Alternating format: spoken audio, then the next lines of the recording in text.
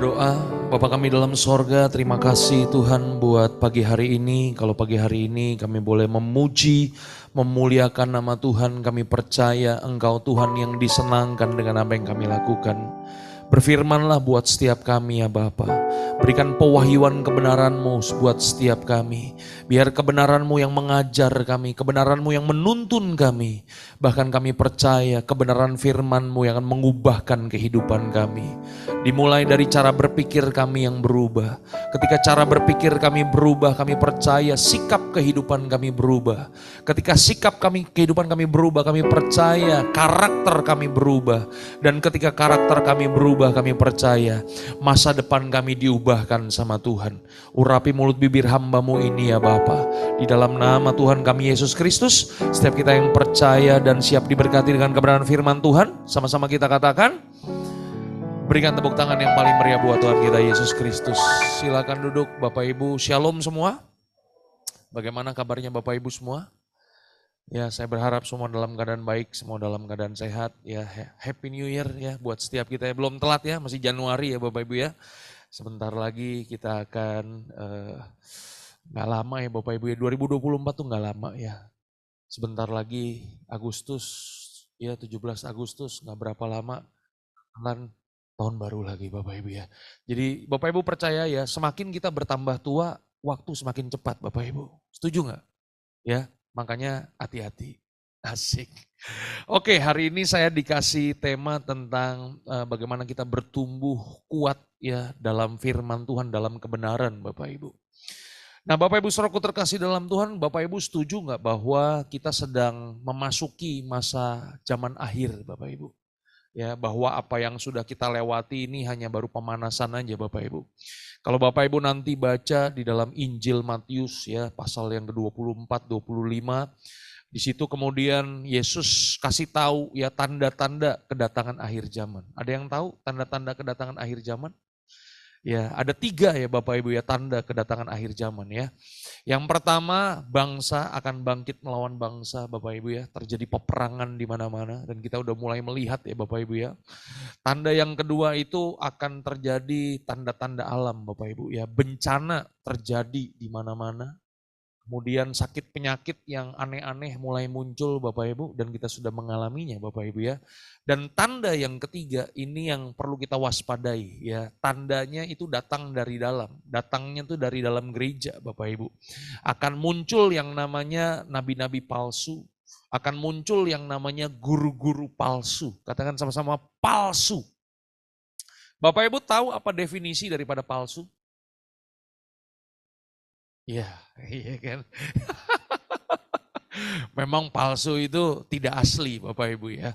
Tapi pengertian yang kedua dari palsu itu adalah dia datangnya itu mirip-mirip yang asli. Katakan sama-sama mirip-mirip yang asli. Nah ini dia nih Bapak Ibu ya. Itu sebabnya kenapa Bapak Ibu ada begitu banyak orang di zaman akhir itu kalau mereka nggak bertumbuh dalam kebenaran. Mereka gampang untuk disesatkan Bapak Ibu. Mereka gampang untuk tergoncang kehidupan mereka. Mereka gampang untuk kemudian diombang-ambingkan dengan berbagai macam aliran-aliran pengajaran yang kita nggak tahu. Asalnya yang pasti mirip-mirip dengan firman Tuhan. Memang ada ayat-ayat firman Tuhan yang dia ambil, tapi dia belokin Bapak Ibu. Yang mengerti katakan amin. Ya, coba kita langsung buka Alkitab kita, nih ayat yang dikasih kepada saya, Efesus 4, ayat yang ke-14 sampai dengan ayat yang ke-15. Firman Tuhan katakan apa? Efesus 4, ayat yang ke-14 sampai dengan ayat yang ke-15, demikianlah firman Tuhan, sehingga kita bukan lagi anak-anak. Katakan sama-sama, bukan lagi anak-anak. Oke, coba lihat samping kanan, samping kiri ada anak-anak di sini. Oke, kalau ada anak-anak tempatnya bukan di sini, tempatnya di belakang sana. Tadi udah lihat ada tempat anak-anak di belakang sana, Bapak Ibu ya. Ya, anak-anak di sini bukan hanya sekedar fisiknya anak-anak ya Bapak Ibu ya. Tapi memang ya jiwanya ya jangan lagi seperti kanak-kanak gitu ya Bapak Ibu ya. Cara berpikirnya jangan lagi seperti kanak-kanak Bapak Ibu. Ada orang tua. Ya saya ketemu tuh ada begitu banyak ya orang ya tua ya kan perutnya udah buncit, rambutnya udah jarang Bapak Ibu. Sikapnya masih seperti kanak-kanak. Pernah lihat orang kayak begitu Bapak Ibu? Pernah lihat ya? Pernah ketemu ya? Yang pasti tidak ada di sini Bapak Ibu. Di sini kelihatan tua dan dewasa. Haleluya. Tuanya nggak enak ya. Ya. Bapak Ibu Saudaraku terkasih dalam Tuhan ya, kita bukan lagi kanak-kanak yang diombang-ambingkan oleh rupa-rupa angin pengajaran, oleh permainan palsu manusia, oleh kelicikan mereka yang menyesatkan. Ayat yang ke-15 ini ayat yang bagus Bapak Ibu, ya, ayat yang ke-15 1 2 3. Tetapi dengan teguh berpegang kepada kebenaran, di dalam kasih kita bertumbuh di dalam segala hal ke arah Dia Kristus yang adalah kepala. Katakan sama-sama bertumbuh. Bertumbuh itu apa sih maksudnya? Boleh nggak Bapak Ibu tolong jawab? Bertumbuh itu apa artinya? Ya, bertumbuh itu bertambah. Itu persamaan Bapak Ibu ya. Saya minta definisi Bapak Ibu ya kan. Ya, bertumbuh itu apa sih? Kebanyakan kita kan memahami bertumbuh kan, puji Tuhan Pak Pendeta, ya 10 tahun yang lalu saya masih remaja, ya sekarang saya udah dewasa, saya bertumbuh. Apakah itu bertumbuh Bapak Ibu? Ya kan? Hah? Dulu puji Tuhan Pak Pendeta, sebelum di dalam Tuhan berat saya cuma 54 kilo. Begitu bertobat ya kan, hidup diberkati luar biasa, puji Tuhan, 135 sekarang. Saya bertumbuh dalam Tuhan. Apakah itu bertumbuh? Itu cuma berat badan doang kita yang bertumbuh Bapak ya kan. Bertumbuh itu artinya makin lama tuh kita makin kenal siapa Tuhan kita. Ya kan? Bertumbuh itu artinya makin lama kita makin mengerti, memahami apa rencana Tuhan dalam kehidupan kita. Kita mengerti ya perintah-perintah Tuhan, kita ngerti janji-janji Tuhan. Dan kita, orang yang bertumbuh adalah orang yang gak pernah curiga sama Tuhan. Halo? Ada begitu banyak orang merasa bahwa kayaknya Tuhan gak seneng kalau gua susah. Kayaknya Tuhan seneng kalau gua susah. Tuhan susah kayaknya kalau lihat gua seneng. Kita curiga sama Tuhan. Bapak Ibu Saudaraku terkasih dalam Tuhan, percaya gak begini bahwa apapun yang Tuhan suruh kita untuk lakukan, kebaikannya itu bukan buat Tuhan, kebaikannya itu buat saudara. Setuju gak Bapak Ibu? Iya kan? Itu sebabnya kenapa Daud berkata, kecaplah dan lihatlah betapa baiknya Tuhan itu. Katakan sama-sama, kecaplah dan lihatlah. Beberapa waktu yang lalu saya sempat googling Bapak Ibu ya. Ya saya cari ya kan, Indonesia ini makanan khasnya tuh ada berapa macam sih? Saya kaget ternyata ada 5.300 lebih. Asli makanan Indonesia Bapak Ibu. Jadi kalau Bapak Ibu yang suka kulineran, satu hari kalau kita mampir ke restoran yang baru, tempat makan yang baru, ya kan kita datang, kita buka menunya, yang kita lihat kan foto makanannya dulu ya Bapak Ibu ya. Setuju nggak? Hah? Begitu kita lihat foto makanannya, kalau foto makanannya menarik untuk kita lihat, kita pesen baru kita cicipin. Yang mengerti katakan amin. Tapi Alkitab berkata, kecaplah dulu. Baru lihat. Halo. Iya kan?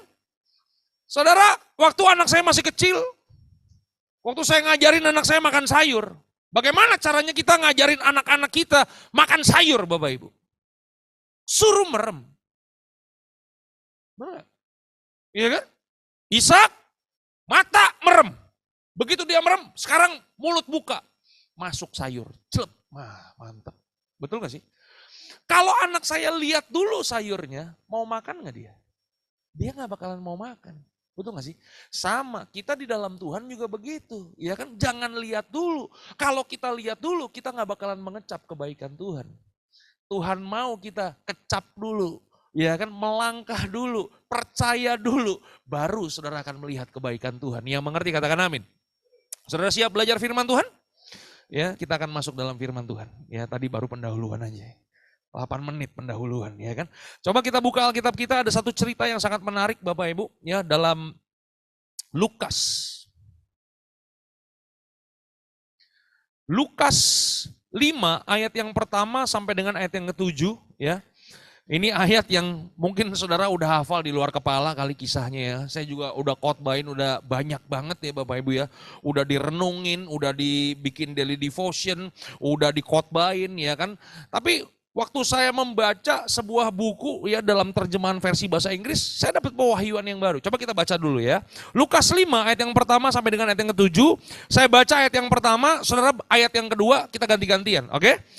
Pada satu hari Yesus berdiri di pantai Danau Genesaret, sedang orang banyak mengerumuni dia, hendak mendengarkan firman Allah. Ayat yang kedua, 1, 2, 3.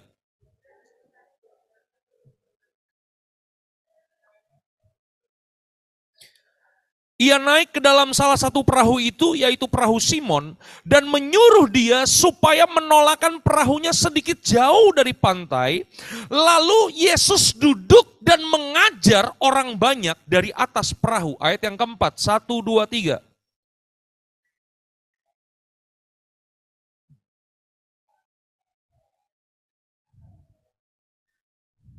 Katakan sama-sama, tebarkan jalamu. Ayat yang kelima, Simon menjawab, Guru, telah sepanjang malam kami bekerja keras dan kami tidak menangkap apa-apa. Tetapi karena engkau yang menyuruhnya, aku akan menebarkan jala juga. Katakan sama-sama, aku akan menebarkan jala juga. Ayat yang ke-6, 1, 2, 3.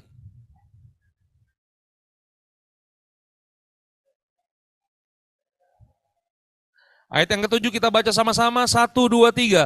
Lalu mereka memberi isyarat kepada teman-temannya di perahu yang lain, supaya mereka datang membantunya, dan mereka itu datang, lalu mereka bersama-sama mengisi kedua perahu itu dengan ikan, sehingga, katakan sama-sama, hampir tenggelam. Jadi waktu Simon Petrus tarik jala, apa yang terjadi?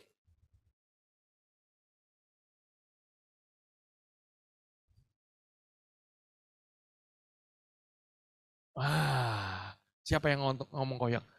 Anda layak dapat bintang. Asik, ya kan? Ya kan? Masa jala ditarik perahu tenggelam? Ya kan, bener gak ya kan? Jala ditarik, apa yang terjadi? Koyak jalannya. Waktu perahunya diisi ikan, Alkitab berkata apa? Perahunya baru hamil tenggelam. Yang mengerti katakan haleluya. Nah Bapak Ibu saudaraku terkasih dalam Tuhan, sebelum saya mulai, Bapak Ibu pernah dengar nggak nama orang ini? Namanya Erik Weihenmayer.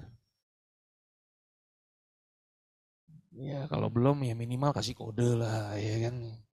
Hah? Belum pernah ya? Kalau Bapak Ibu nanti googling, Erik Weihenmayer itu adalah salah satu orang Bapak Ibu yang pernah mendaki puncak Everest dan mampu menaklukkan puncak gunung itu dan kembali dengan selamat Bapak Ibu. Ya. Untuk bisa kita mendaki puncak Everest itu ya Bapak Ibu ya. Ini kita bukan hanya sekedar punya keinginan untuk naik gunung Bapak Ibu. Ya kan kalau zaman sekarang kan kebanyakan orang cuma kepengen naik gunung Bapak Ibu ya. Ya, tapi kalau puncak Everest itu bukan cuma keinginan Pak. Kita punya mesti kekuatan. Ya kan motivasi, benar gak sih? Kita mesti punya kedisiplinan, kita mesti punya kerjasama. Kenapa? Karena kalau kita naik puncak gunung Everest, pernah nonton filmnya gak? Everest judulnya. Pernah ya? Gak pernah ya? Memang kalau kesukaannya doa, pujian penyembahan dan merenungkan firman tidak pernah nonton, ya kan? Ini film bagus, ya kan? Bapak Ibu saudaraku terkasih dalam Tuhan, ya kan? Ini orang luar biasa, Bapak Ibu. Nah, apa yang membedakan Erik Weihenmayer dengan pendaki lainnya yang mendaki puncak Everest, Bapak Ibu? Erik Weihenmayer adalah orang yang buta atau tunanetra, Bapak Ibu. Iya kan? Ini orang luar biasa ya, buta tunanetra tapi bisa naik dan bisa turun. Katakan, bukan cuma naik, bisa turun juga. Kan banyak orang naik mati Pak, turunnya mati, ya kan? Nah Bapak Ibu saudaraku terkasih dalam Tuhan, bagaimana caranya ini si Erik Weihenmayer, dia bisa naik puncak gunung, dia naik itu Bapak Ibu, nggak sendirian Bapak Ibu, dengan tim. Dan orang yang memimpin timnya, itu tangannya itu digelondongin 2 bel Bapak Ibu. Ya, jadi kalau belnya, loncengnya bunyi sebelah kanan, itu tanda bahwa Erik Weihenmayer harus jalannya ke kanan atau bergeser ke kanan. Kalau loncengnya bunyi sebelah kiri, dia harus berjalan atau bergeser ke sebelah kiri. Yang mengerti katakan amin. Jadi hidupnya dituntun dan ini, katakan sama-sama, dengaran. Itu kata penting tuh Bapak Ibu, ya kan? Kalau kata dengar, kita ulang 2 kali, dikasih akhiran enak bunyinya, dengaran. Tapi kalau kata yang lain, gak enak Bapak Ibu. Benar gak? Mobil, bagus gak? Coba ulang 2 kali, dikasih akhiran Jadi gak enak kan mobil-mobilan, ya mobil gak mobil beneran Bapak Ibu, betul gak sih? Ya kan? Tidur bagus gak tidur? Tidur bagus, coba diulang 2 kali kasih airanan. Nggak serius tidurnya, bener gak sih? Tapi kalau dengar-dengaran Bapak Ibu, itu bagus, makin mantep Bapak Ibu. Nah, bagaimana caranya Bapak Ibu? Kita masuk tahun 2024 ini Bapak Ibu, kita nggak tahu apa yang terjadi nih Bapak Ibu ya. Apa yang bisa membawa kita di tahun 2024 ini ke puncak kehidupan kita? Harusnya kita sama seperti Erik Weihenmayer. Dengar-dengaran. Kita perlu bertumbuh dalam kebenaran firman Tuhan. Yang mengerti katakan haleluya. Nah Bapak Ibu saudaraku terkasih dalam Tuhan, waktu kita membaca nats firman Tuhan ini Bapak Ibu, satu hari saya membaca satu buku ya Bapak Ibu ya. Waktu Yesus menyuruh Simon Petrus untuk menebarkan jala, di buku itu kata jalanya itu dikasih tanda kurung. Jamak. Saya bingung apa artinya jamak ini Bapak Ibu ya. Waktu saya baca Alkitab terjemahan versi bahasa Inggrisnya, terjemahan King James Version, ternyata waktu Yesus menyuruh Petrus menebarkan jala, kata jala itu bukan dipakai kata net, tapi nets. Katakan sama-sama nets. Artinya Yesus menyuruh Simon Petrus untuk menebarkan banyak jala. Yang mengerti katakan amin. Artinya begini, kalau di perahu Simon Petrus ada 5 jala, berarti Petrus harus menebarkan 5 jala. Kalau di perahu Simon Petrus ada 10 jala, berarti Yesus menyuruh Petrus untuk menebarkan. Yang mengerti katakan amin. Jadi Yesus menyuruh Simon Petrus menebarkan banyak jala. Itulah perintah Tuhan. Itulah firman Tuhan. Amin. Tapi waktu dibaca di ayat yang kelima, Simon Petrus jawab begini kepada Yesus, Guru, telah sepanjang malam kami menangkap ikan dan kami nggak dapat apa-apa. Tapi karena engkau yang menyuruhnya, aku akan menebarkan jala juga. Kalau terjemahan versi bahasa Inggris, ternyata kata yang dipakai adalah Petrus menyebarkan net. Hanya menebarkan satu jala. Halo? Katakan sebelah kanan, sebelah kiri. Setengah ketaatan. Bukan ketaatan. Setengah kebenaran, bukan kebenaran.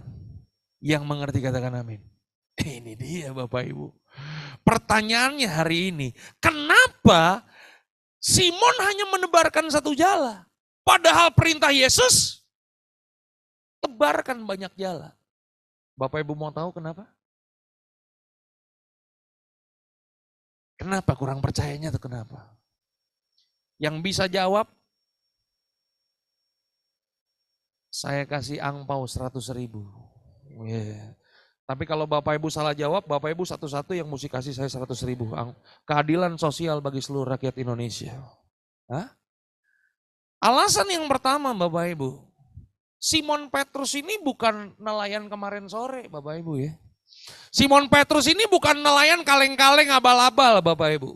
Kalau Bapak Ibu belajar pendidikan orang Yahudi, dari umur 10 tahun Bapak Ibu, Simon Petrus itu udah ada di laut. Kenapa? Karena di dalam pendidikan budaya Yahudi, anak-anak Yahudi yang pintar-pintar itu pasti jadinya rabi. Halo? Jadi kalau pintar tuh jadinya pendeta Bapak Ibu. Ya kan? Yang bodoh-bodoh, yang bloon-bloon, itu dipulangin ke rumah orang tuanya. Dan mereka bekerja sesuai dengan pekerjaan orang tuanya. Kalau orang tuanya petani, maka dia jadi petani. Kalau orang tuanya nelayan, dia jadi nelayan. Nah Simon Petrus ada di laut, berarti Simon Petrus blow on. Murid Yesus yang pintar itu cuma 2, Paulus dengan Lukas Bapak Ibu. Yang lainnya itu kerjaannya itu nelayan, pemungut cukai. Yang mengerti katakan amin. Nah Bapak Ibu saudaraku terkasih dalam Tuhan, Simon Petrus itu dari sejak kasih kecil, dia udah di laut. Dia udah tahu medannya Bapak Ibu. Dan Simon Petrus mengerti kalau udah semalaman dia nangkep ikan, berarti dia punya pemahaman bahwa memang cuacanya nggak bagus. Memang ikannya lagi nggak ada. Yang mengerti katakan haleluya. Makanya begini, kenapa waktu Pak Yesus menyuruh tebarkan banyak jala, dia hanya lakukan tebar satu jala. Karena pengalamannya, pengetahuannya tentang nangkap ikan, itulah yang menghalangi dia untuk melakukan firman Tuhan, perintah Tuhan dengan total. Halo? Kadang-kadang kan kita gitu ya Bapak Ibu ya. Kita merasa lebih tahu daripada Tuhan. Hah? Katakan sebelah kanan, sebelah kiri. Lu jangan sok tahu. Lu bukan maha tahu. Iya kan? Tuhan itu maha tahu. Setuju gak? Iya kan? Nah, jangan sampai kecerdasan kita, pemahaman kita justru lebih daripada Tuhan. Halo. Makanya ketika Tuhan memberikan perintah, perintah Tuhan itu sempurna Bapak Ibu. Amin. Yang kedua, kenapa Simon Petrus hanya menyebarkan satu jala? Padahal yang disuruh Yesus tebarkan banyak jala. Yang kedua Bapak Ibu, kalau Bapak Ibu nanti baca dengan cermat di dalam Alkitab, ini para nelayan Bapak Ibu, dari semalam mereka udah nangkap ikan, begitu pagi mereka sampai di pantai, mereka itu nggak langsung pulang. Masih ada satu PR lagi yang harus mereka kerjakan. Lukas 5 ayat yang kedua, Alkitab katakan mereka itu harus membasuh jala mereka. Katakan saya, membasuh jala. Dari sini kita ngerti cara berpikirnya Simon Petrus. Betul nggak? Kalau Simon Petrus punya 10 jala dan dia tebarkan banyak jala, kalau dia nggak dapat ikan, kemudian dia pulang ke pantai, maka apa yang terjadi? Repot. Yang mengerti katakan haleluya. Itu dia.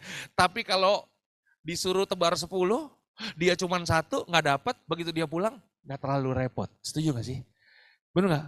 Bapak Ibu, tahu nggak apa yang menghalangi kita nggak bertumbuh kuat dalam firman Tuhan? Itu dia, kita nggak mau repot. Kita mau berkatnya, nggak mau bayar harganya. Itu masalahnya. Setuju nggak Bapak Ibu? Ya kan? Kita mau kelimpahannya, kita nggak mau repotnya Bapak Ibu. Sama seperti Simon, kenapa? Karena memang Simon tidak percaya, karena pengalamannya yang menghalangi dia Bapak Ibu. Halo? Kalau ada jaminannya, dia dapat ikan, pertanyaan saya, dia bakalan tebar banyak jala gak? Hah? Kalau ada jaminannya Pak, saya percaya, ya kan? Nggak usah 10 jala, dia pinjem lagi jala-jala temennya. Setuju nggak? Kalau ada jaminannya Bapak Ibu. Sama seperti kita ya, kalau kita belanja di supermarket pernah dapat kupon undian berhadiah gak? Hah? Iya kan? Masuk ke supermarket, tiba-tiba di depan pintu ada motor Mio, ya kan? Ada televisi, pernah ya? Ada handphone, kipas angin, setrika, pernah lihat itu? Ya kan? Kalau kita belanja ratusan ribu, kemudian kita dikasih kupon berhadiah. Pertanyaan saya, ada yang pernah dapat kuponnya? Pernah. Tahu kuponnya? Tahu. Pernah ngisi? Dapat.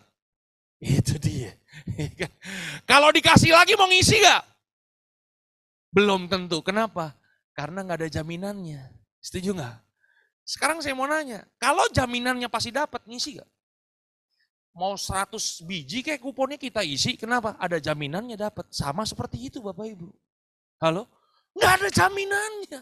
Halo?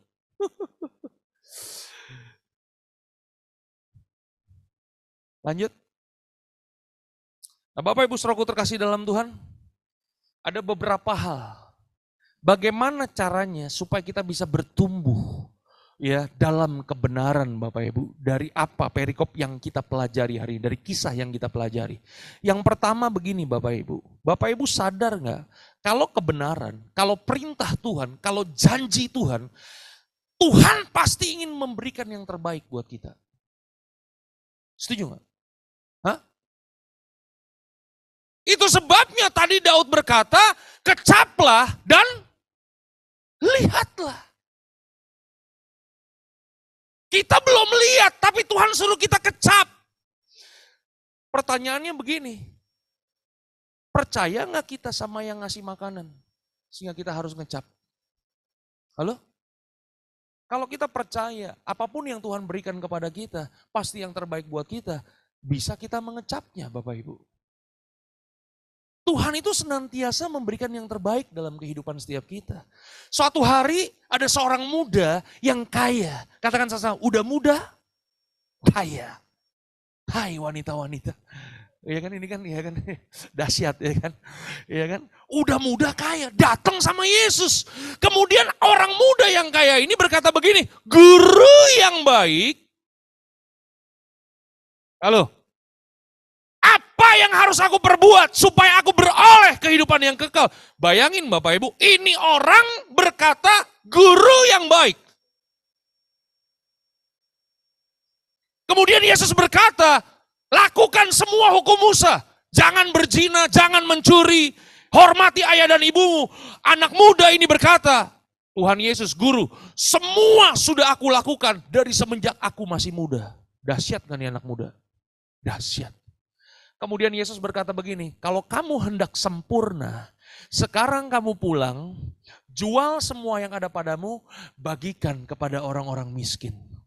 Kemudian Alkitab mencatat waktu orang muda yang kaya ini mendengar perintah Tuhan itu, kemudian dia meninggalkan Yesus, hatinya kecewa dan bersedih. Yang mengerti katakan amin.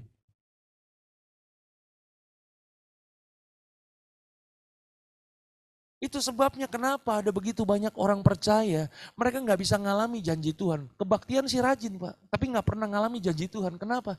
Cuman dengar Pak, tapi nggak mau taat. Halo, betul nggak? Dikasih perintah sama Yesus, dia nggak mau lakukan.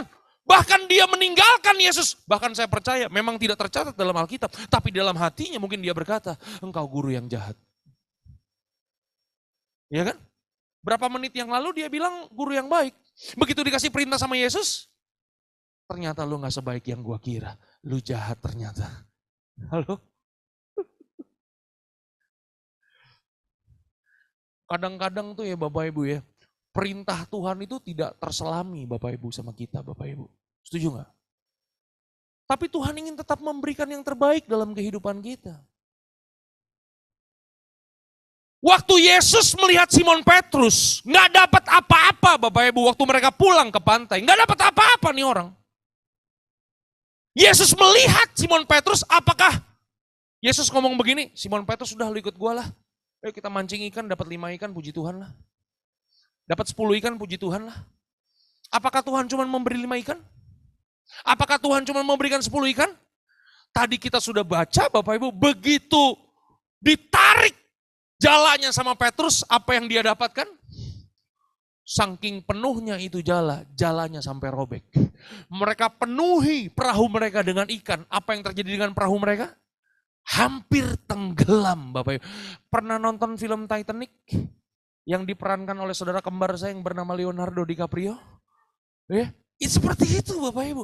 Pernah dengar berita enggak? Ada kapal penangkap ikan tenggelam karena saking penuhnya ikan yang dia peroleh.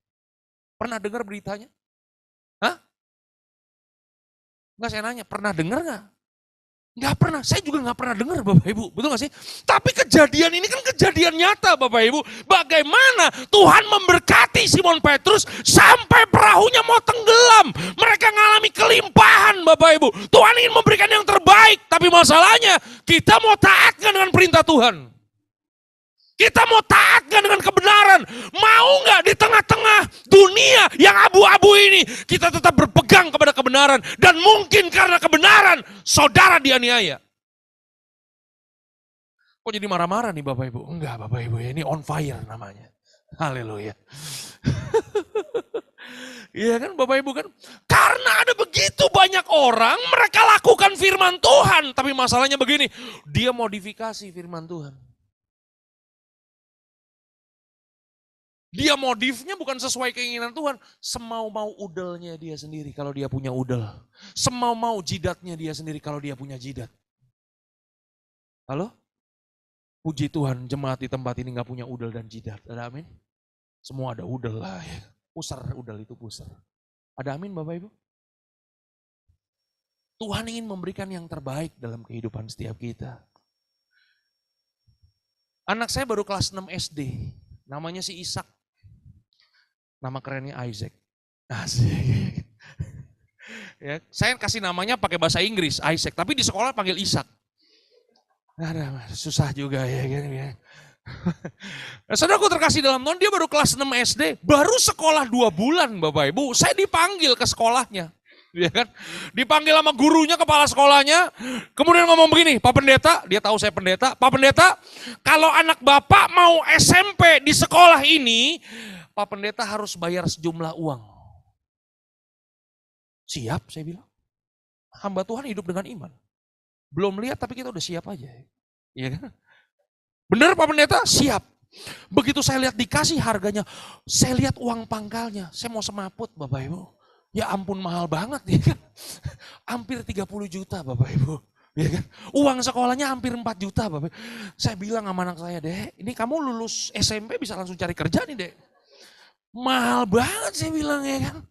Ya kan saya tanya ada yang lebih murah lagi nggak sekolahnya? Ada Pak, tapi bukan di sini. Ada di daerah Gunung Sahari. Uang pangkalnya 50% lebih murah. Sepanjang perjalanan dari sekolah sampai ke rumah saya rayu anak saya. Dek kayaknya yang di sini kurang bagus deh, dia dilihat sekolahnya. Bagusan yang di Gunung Sahari deh. Ya kan? Tapi kemudian anak saya berkata begini, Dedi kalau yang di Gunung Sahari ekskulnya nggak lengkap. Kalau yang di sini di belakang zaman ekskulnya lebih lengkap. Kalau aku sekolah di sini nanti aku bisa ke SMA yang aku mau. Wes. Akhirnya kita bayar juga Bapak Ibu ya. Saya cuma mau kasih tahu begini, ini Bapak di dunia nggak sempurna nih Bapak Ibu ya. Tahu memberikan yang terbaik buat anaknya, apalagi Bapak kita di sorga. Yang mengerti katakan haleluya. Cuman masalahnya saudara mau taat nggak? Itu aja Bapak Ibu. Halo?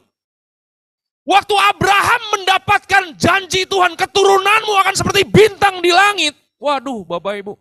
Udah pernah nonton filmnya belum? Kemarin tuh, His Only Son. Ya memang kalau kesukaannya doa, pujian, penyembahan, berdoa, nggak pernah nonton Bapak Ibu. Apa nggak pernah nonton? Ya kan? Itu film rohani Bapak Ibu ya, itu film Abraham Bapak Ibu. Ya kan? Saya baru ngerti Bapak Ibu, waktu nonton film itu Bapak Ibu, ternyata pergumulan Abraham sebagai manusia nggak gampang Bapak Ibu. Betul nggak sih? Dia menunggu janji Tuhan itu 25 tahun Bapak Ibu. 10 tahun pertama Bapak Ibu bisa bayangkan istrinya nagih janji terus. Kapan punya anak, kapan? Tiap hari Bapak Ibu. Makanya akhirnya dikasih hambanya kan, Hagar kan. Betul gak sih? Bapak Ibu saudaraku terkasih dalam Tuhan, 25 tahun bukan waktu yang sebentar. Saya punya teman ya, nikah udah 15 tahun gak dapat anak Bapak Ibu. Begitu dapat anak, gembira luar biasa. Tuh anak sekarang nempel terus sama mereka. Gak bisa lepas Bapak Ibu. Apalagi Abraham 25 tahun. Begitu anaknya lahir, anaknya lagi lucu-lucunya. Tiba-tiba datang firman Tuhan. Abraham bawa anakmu ke puncak Bukit Moria, persembahkan anakmu di sana. Saya mau nanya, kalau saudara dapat perintah Tuhan model kayak begitu, apa yang saudara lakukan? Hah? Kasih gak? Hah?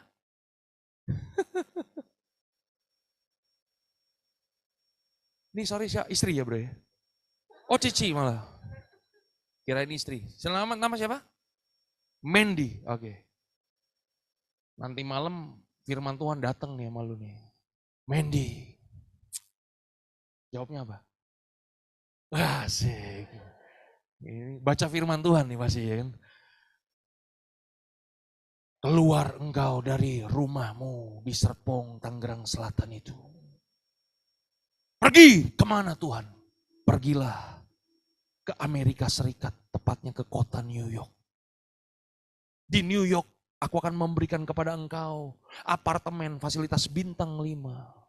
Dan mobil Ferrari akan menyertai engkau kemanapun engkau pergi. Asik. Gue mau nanya, kalau nanti malam lu dapat firman Tuhan model kayak begitu, lu jawab apa?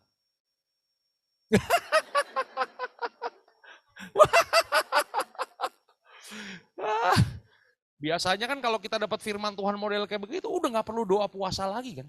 Langsung ambil gitar sambil nyanyi, ku jawab, iya. Bener gak? Iya kan? Tapi kalau kita dapat firman Tuhan model kayak begitu, bawa anak, gak gampang Bapak Ibu.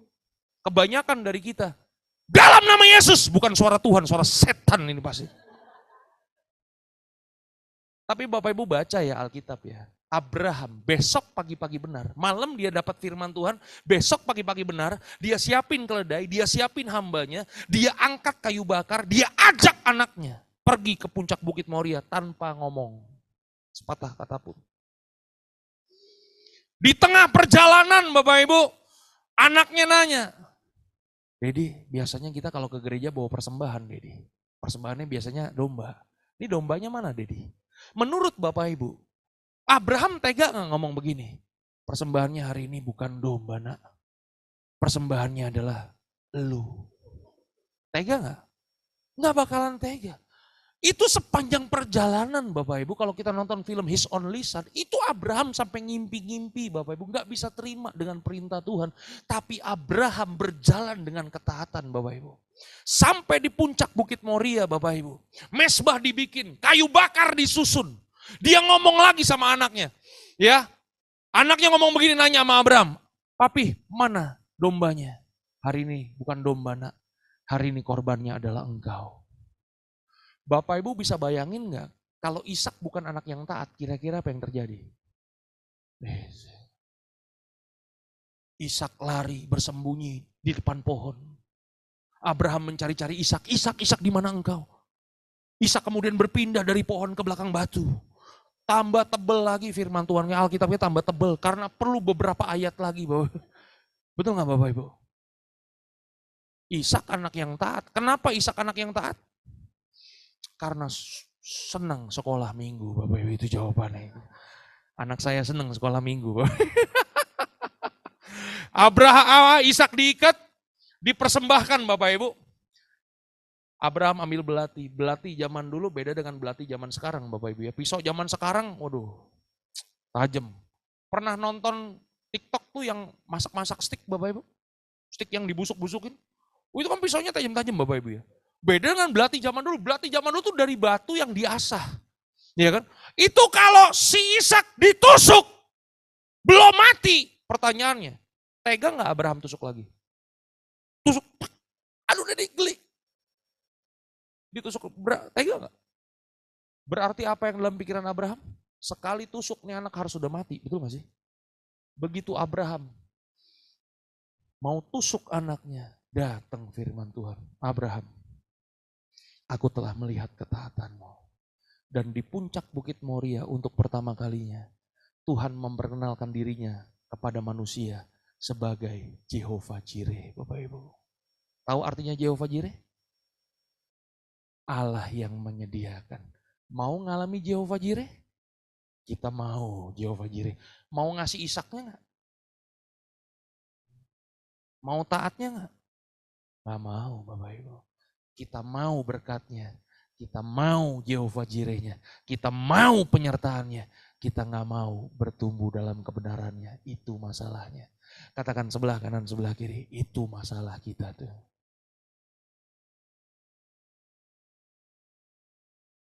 Halo? Wah, udah 36 menit. Berarti tersisa beberapa menit lagi, 9 menit lagi. Kita gas ya. Yang kedua, yang terakhir. Ya kan? Saya kasih 2 aja, karena 2 yang terbaik Bapak Ibu. Ada amin? Ini jangan dikonotasikan apa-apa ya Bapak Ibu ya. Ini kan memang cuma 2 poinnya, ya kan?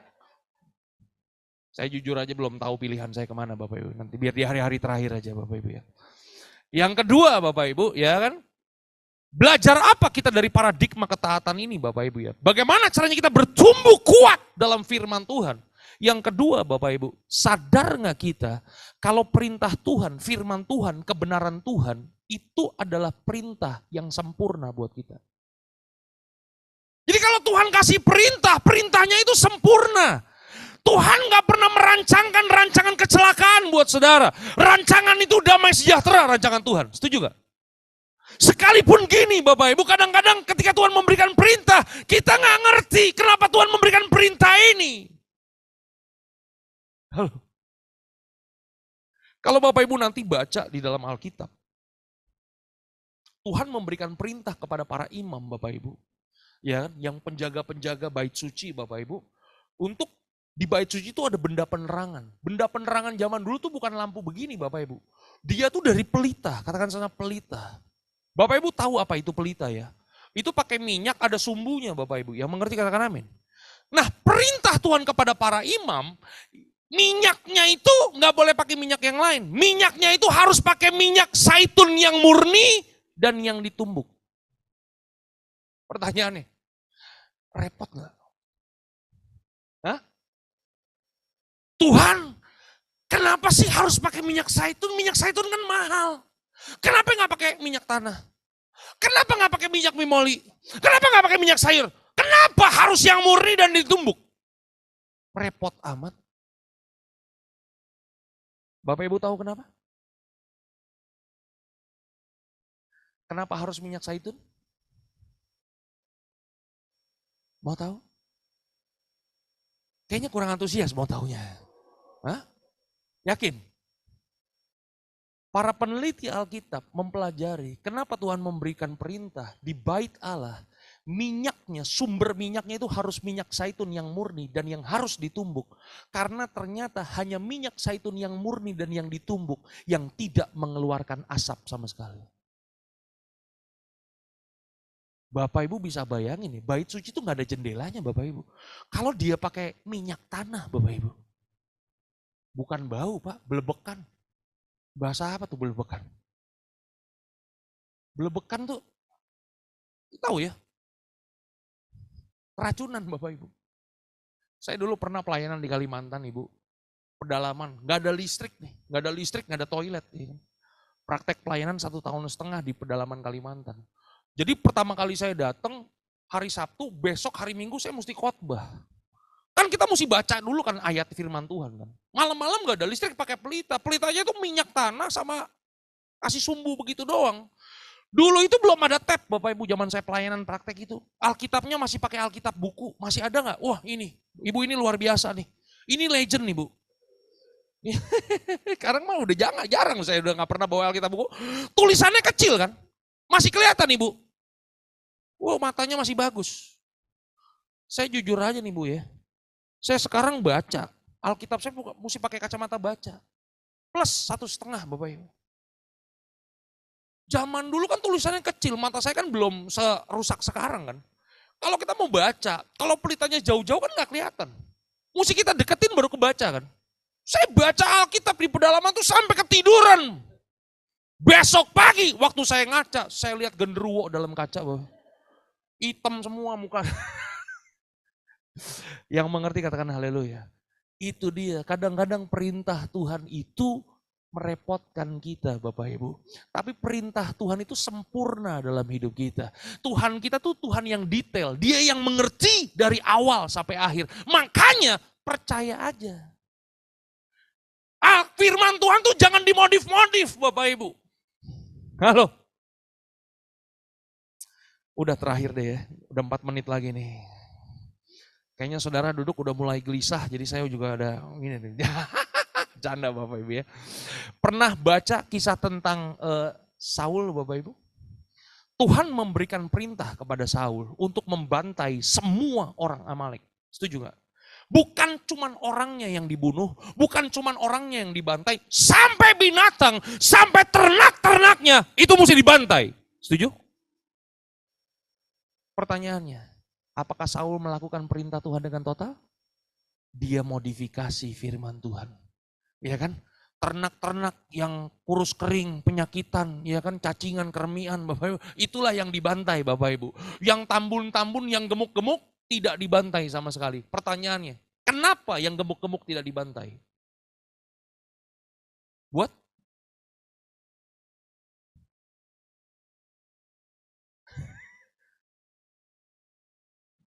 Oh yaudah. Sampai mana tadi saya lupa jadi. Kenapa nggak dibantai? Itu kan alasannya buat korban. Iya kan? Alasannya buat korban. Tapi Bapak Ibu tahu tujuan utama kenapa itu korbannya tidak dibantai? Yang tambun-tambun? Hah? Karena otaknya Saul itu punya perhitungan ekonomi Pak. Betul gak sih? Ya kan? Ini kalau sapi yang tambun-tambun nih, ini kalau kita bikin steak. Wush, berapa juta tuh ya kan daging khasnya, ya kan ribnya, ya kan. Itu dia makanya gak dibantai. Makanya waktu ditegur sama Nabi, alasannya apa? Buat dia persembahkan kepada Tuhan. Halo? Yang kedua, rajanya dibunuh atau dibiarkan hidup? Namanya siapa? Agag, raja orang Amalek. Iya kan? Pertanyaan saya, kenapa rajanya dibiarkan hidup?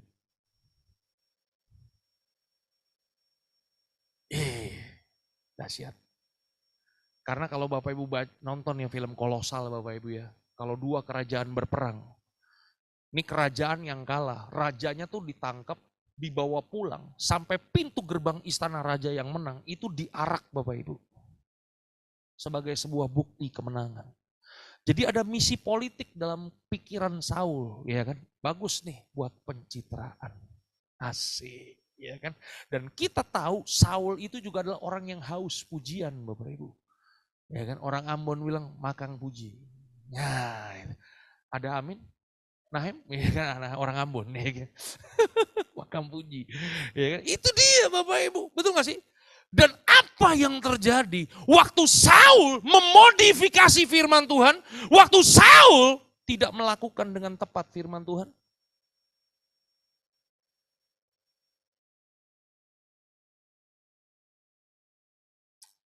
Tuhan Yesus memberkati Bapak Ibu sampai keturunan ke-7 dan ke-8. Nggak mau tahu ya yang tadi, yang nggak mau tahu. Tapi kayaknya kok diem aja kan? Nggak ada antusias kepengen tahu kayaknya gitu. Mau tahu kenapa? Justru karena Saul tidak melakukan perintah Tuhan dengan total, dia tidak berjalan dalam ketaatan yang total. Spirit Amalek masih hidup sampai dengan hari ini. Dan itulah sumber perpecahan, peperangan. Bangsa bangkit melawan bangsa, kerajaan bangkit melawan kerajaan, Bapak Ibu. Makanya hari ini, berdirilah kuat di atas kebenaran. Ya kan? Jangan berdiri di abu-abu. Pilihlah jalan Tuhan. Jalan Tuhan tidak selalu enak, tapi percayalah, jalan Tuhan selalu membawa kita ke jalan yang terbaik. Tuhan Yesus memberkati Bapak Ibu sampai keturunan ke-7 dan ke-8. God bless you all. Tuhan memberkati. Haleluya. Kita nyanyi dulu Bapak Ibu ya. Jalanmu tak terselami oleh setiap hati kami. Namun satu hal ku percaya, ada rencana yang indah, tiada terduga kasih-Mu. Heran dan besar bagiku arti kehadiran-Mu selalu nyata di dalam hidupku. Penyertaan-Mu sempurna, rancangan-Mu penuh damai, aman dan sejahtera walau di tengah badai. Ingin ku selalu bersama, rasakan keindahan arti kehadiran-Mu Tuhan. Penyertaan-Mu sempurna, rancangan-Mu penuh damai, aman dan sejahtera walau di tengah badai. Ingin ku selalu bersama, rasakan keindahan arti kehadiran-Mu Tuhan. Bapak Ibu boleh buka mata. Perintah Tuhan itu tidak terselami Bapak Ibu. Tapi hari ini belajar percaya sama perintah Tuhan. Bertumbuh dalam kebenaran Bapak Ibu. Rancangan Tuhan itu selalu yang terbaik buat kita. Amin. Mau dengar kesaksian gak nih? Saya punya teman hamba Tuhan. Jadi ini kesaksian teman saya, bukan kesaksian saya ya. Ini hamba Tuhan masih hidup Bapak Ibu. Hamba Tuhan ini melayani pasangan suami istri yang udah bertahun-tahun nikah tuh gak punya anak Bapak Ibu. Sampai satu hari Tuhan berkati mereka, begitu dites ternyata mereka punya anak. Mereka langsung bahagia, mereka langsung wah Tuhan baik. Kebahagiaan ini kemudian mereka kasih tahu ke teman-teman mereka, kasih tahu ke keluarga mereka, kasih tahu ke teman-teman gereja mereka. Sampai satu hari waktu istrinya mau dicek ke dokter. Kemudian dokter berkata, ternyata janin yang ada dalam perut istrinya tidak bertumbuh dengan sempurna. Sehingga dokter memberikan dua pilihan, Pak. Yang pertama, anak ini harus dibuang. Yang kedua, kalau dibiarkan hidup, dia akan lahir dalam keadaan yang cacat. Jadi waktu suami istri ini dengar perkataan dokter, itu seperti dengar halilintar, petir di siang hari bolong, Bapak Ibu. Mereka kaget, mereka nggak bisa terima. Kemudian istrinya ngomong begini, dok, boleh nggak jangan langsung dibuang, kasih kami waktu 3 bulan lagi, siapa tahu nanti ada mujizat. Karena alasan kemanusiaan, dikasih sama dokternya waktu 3 bulan lagi, dan selama 3 bulan mereka doa, mereka puasa, mereka cari kehendak Tuhan, mereka cari wajah Tuhan. Dan satu hari waktu suami istri ini berdoa, mereka dengar suara Tuhan dan Tuhan berkata, lanjutkan kehamilan. 3 bulan kemudian mereka datang ke dokter, dicek lagi kandungannya, dan dokter tetap berkata, ini harus dibuang karena tidak bertumbuh dengan sempurna. Suami istri ini galau, Bapak Ibu, mau dengar apa kata dokter atau mau dengar kata Tuhan? Mereka pilih dengar kata Tuhan, apapun resikonya. Mereka tetap beriman kepada Tuhan. 9 bulan 10 hari kemudian, ini anak lahir dalam keadaan yang sulit karena harus lahir dengan normal. Waktu anaknya lahir, dokternya lihat anaknya, dokternya kaget. Kepala anaknya itu cacat, Bapak Ibu. Jadi kepalanya ini gak ada batoknya, Bapak Ibu. Anak ini langsung buru-buru masukin di inkubator, karena kalau di luar tuh gak bertahan lama. Dan dokter memvonis umur anaknya ini cuma sampai 3 hari. Waktu istrinya lihat anaknya dalam inkubator, hati istri mana, hati ibu mana yang gak sedih lihat anaknya cacat begitu, Bapak Ibu. Dan istrinya berkata begini, dokter boleh gak saya gendong anak saya? Gak dikasih sama dokter. Dokter berkata kalau ini anak dikeluarin, anak ini akan cepat matinya. Istrinya kemudian berkata begini, dokter, anak saya mati hari ini, dengan mati 3 hari lagi, dia tetap mati. Saya mau gendong anak saya. Akhirnya ini suami istri harus tanda tangan, karena rumah sakit gak mau bertanggung jawab. Begitu anaknya diserahkan kepada istrinya, begitu istrinya gendong anaknya, hati istrinya hancur, Bapak Ibu. Tapi di tengah kehancurannya, dia tetap bisa memuji Tuhan. Dia tetap bisa bersyukur sama Tuhan. Dia tetap bisa memuji Tuhan. Sampai ketiduran, Bapak Ibu, digendong tuh anaknya. Besok pagi terjadi kehebohan yang luar biasa. Kepala anaknya yang cacat besok paginya bertumbuh sempurna, Bapak Ibu. Mereka mengalami mujizat yang sangat luar biasa. Yang mengerti katakan amin. Mujizatnya keren, Bapak Ibu. Tapi buat saya yang lebih keren lagi, waktu teman saya pendeta ini tahu nih pasangan suami istri dapat mujizat, dia datang ke rumah sakit, ditanya sama pendeta, kenapa kamu tetap bisa bersyukur waktu kamu tahu anakmu cacat? Kenapa kamu bisa tetap memuji Tuhan sekalipun kamu tahu anak kamu akan mati? Jawaban istrinya yang keren. Istrinya berkata begini, Pak Pendeta, anak saya mau hidup mau mati, anak saya mau sehat mau sakit, saya tetap percaya Tuhan yang saya sembah, Tuhan yang selalu memberikan yang terbaik dalam kehidupan saya. Yang mengerti katakan haleluya. Pulang dari tempat ini Bapak Ibu, percayalah, berdirilah di atas kebenaran firman Tuhan, dan perintah Tuhan itu sempurna buat kita. Tuhan Yesus memberkati Bapak Ibu sampai keturunan ke-7 dan ke-8. Tuhan memberkati. Haleluya. Mari kita berdoa. Bapa kami dalam sorga, terima kasih Tuhan buat firman-Mu siang hari ini ya Bapa. Biar firman-Mu hari ini membangkitkan iman kami. Firman-Mu hari ini memberikan pengharapan kami yang baru. Kami pulang dari tempat ini gak akan pernah sama lagi ya Bapa. Yang lemah dikuatkan, yang miskin diperkaya, yang sakit disembuhkan, yang punya masalah Tuhan berikan jalan keluar. Di dalam nama Tuhan kami Yesus Kristus, setiap kita yang percaya diberkati firman Tuhan, sama-sama kita katakan amin.